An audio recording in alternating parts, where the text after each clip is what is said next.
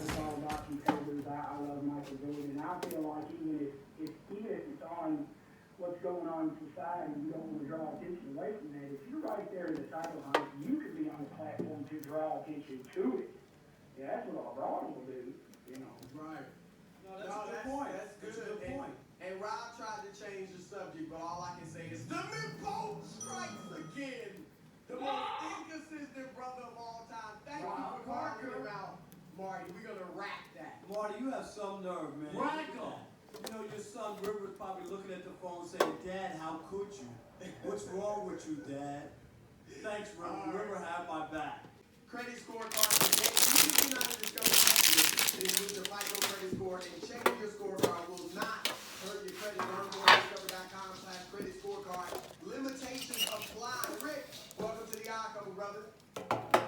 Good to be with you, gentlemen. How are you doing on this fine Friday? We are great. We are great. Now look, let's just cut to the chase. Is the NBA season in jeopardy?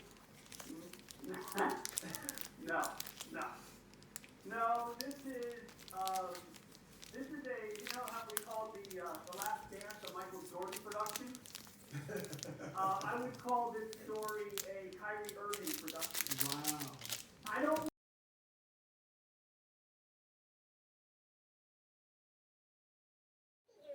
owners on some level are champing at the bit. As much as they want to come back and play, they don't want to give back the TV money or their advertising money or any of that.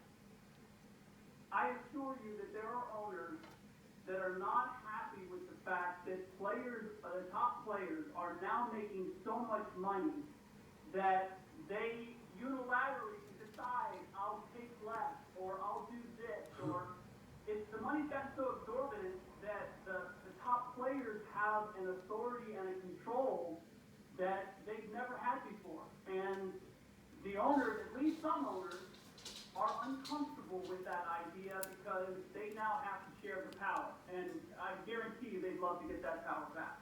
Well, Rick, I got to push back on your response, only from this standpoint. And you could, laugh at Kyrie and the world's flat or whatever, but some of the concerns are real with the COVID, what they have to do in order to play, to be away from their wives and their children. I mean, I get it, it's easy to make fun of Kyrie, but I think some of those concerns, and it's not just him.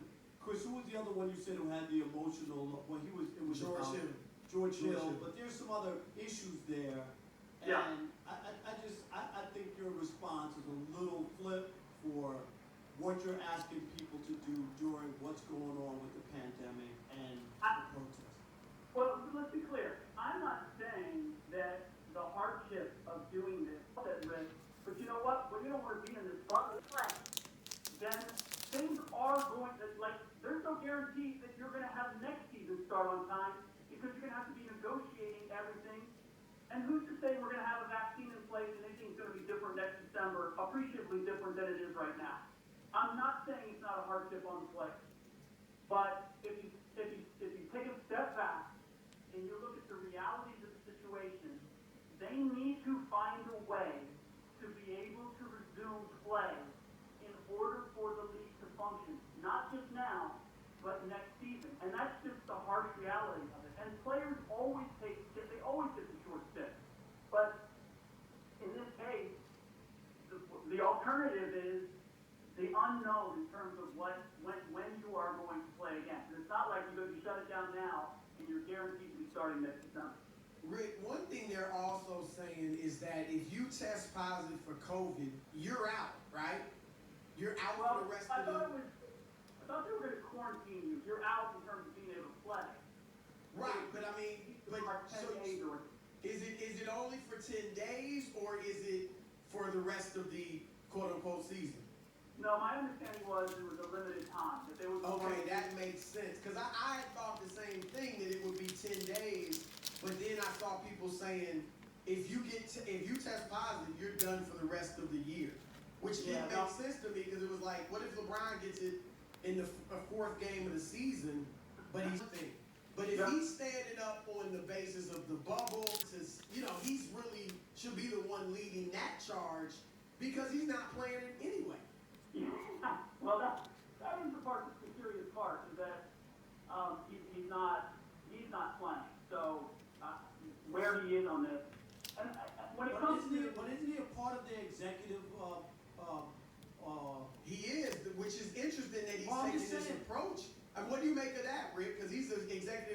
or VP Right, of that's what I'm saying. He's a part of the that players' union, isn't he? But why didn't he voice this? It's almost like it seems like he's waging a mutiny potential. Without question, because they've already had this conversation with the players' union had already come to an understanding that they were going to go forward with this. Now, that was prior to the death of George Floyd.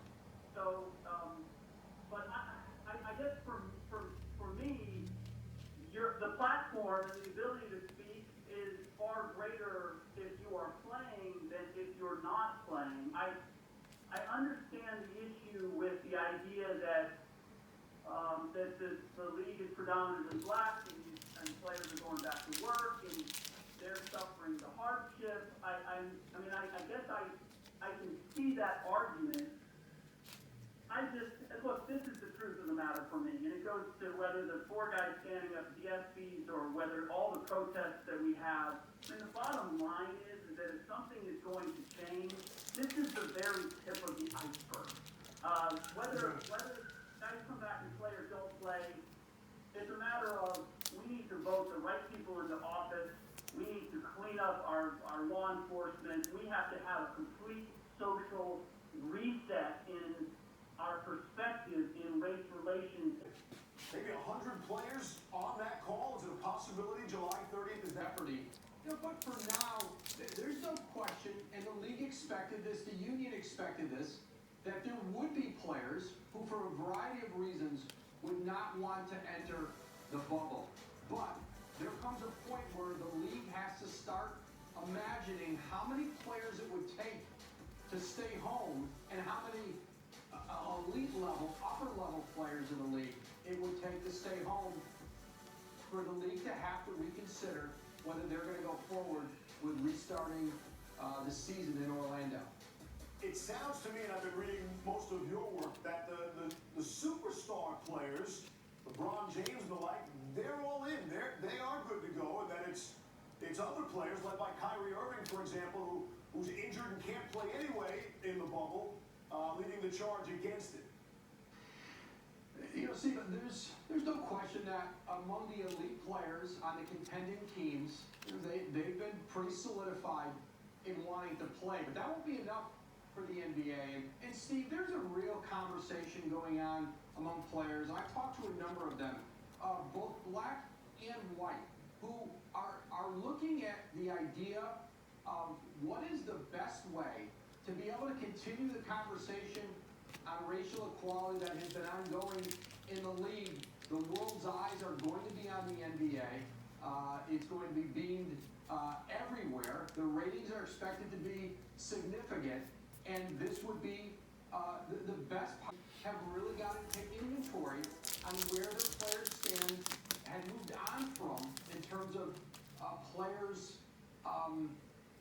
essentially for the most part wanting to play, has restarted, has reignited, and I think the league, the Players Association, are going to have to continue talking over the next few days here and get a sense of, very simply, who might be in and who might be out, and do they have enough to go forward with.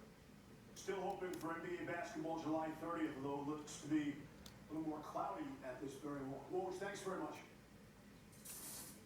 Thanks for watching ESPN on YouTube. For live streaming sports and premium content, subscribe to ESPN Plus.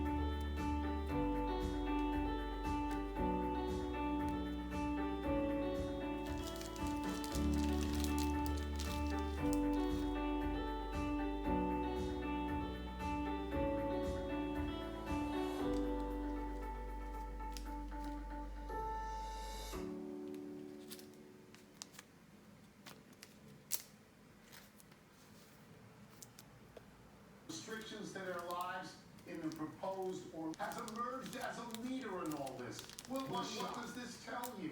Yeah, it's about the only thing he's been able to lead, if he leading this.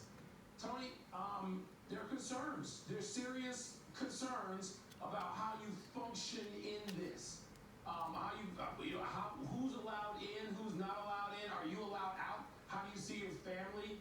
But Tony, here's what I keep going back to. And I think by later today, by tonight, we're going to get a clearer picture of this. So far, we've heard mostly people who are on fringe teams, who if you took the top 16, wouldn't even be in, because Portland wouldn't be in. So therefore, Carmelo Anthony's opinion about this wouldn't matter if his team was not going to be in, but his team is going to be in under current structure.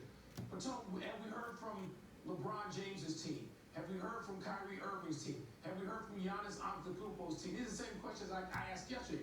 This is serious. Players have, and it's reasonable to say, hey, what are we getting ourselves into? The one reason I didn't like hearing about 22 teams, it's 6 extra teams, it brings another couple of hundred people in. As far as I'm concerned, start with 8.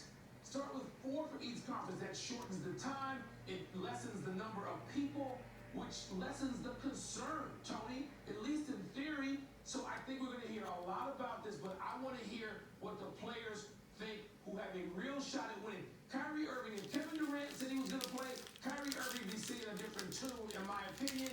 I want to hear what the players who have a chance to win there. I said if. Because I think that's a big if. I mean, you've also set up the base what's happened since the plan was put in place. Okay? Minneapolis happened. So the world changed again. We talk about the world changing because of COVID-19. The world changed again, because of George Floyd and all of the aftermath to it, and players feeling differently in the last 15 days than they felt previously when the Orlando plan was being put in place. So when the world changes, I'm not going to ask Adam Silver and Michelle Roberts to anticipate social unrest throwing the world into havoc. That's insane. The players in the NBA have been talking, the conversations have increased, and now they're going to have to figure out what they're going to do in this new light, which is absolutely fair, and it speaks to being plugged in and being current. I don't know that it's not going to happen, but you're going to have to satisfy maybe a larger number of players than you thought, and in a different way than pre-Minneapolis. Okay, I'll give you all that. But they didn't count the house lately. Other things have happened. And the players are apparently not ready to go. Kyrie Irving emerging as a leader is a wow to me. A, he's not playing this year. And B, he has destroyed teams. And now he can take the league down as far as I'm concerned. I will say this anecdotally, that where I am, where I live, people who deliver the mail, people who drive trucks, recognize me as they recognize you. Every question is this question. When is basketball going to start up again? That matters. Live team sports in America matter. Yeah. They matter. I am surprised. I think we're informed by this. I think this is a lesson. I mean, you can't say one day that people are having difficult dialogues and the next day say, oh, Let's bring him in, Fox Sports NBA analyst. Does it feel like to you, with the story surfacing now, and the league is so great that you have to come back and play. You have to come back and play in some form or fashion. Now, did they bring too many teams back? Yeah, I believe that they did, and I hate to be a conspiracy theorist, but they orchestrated this so that you could get Zion Williamson back.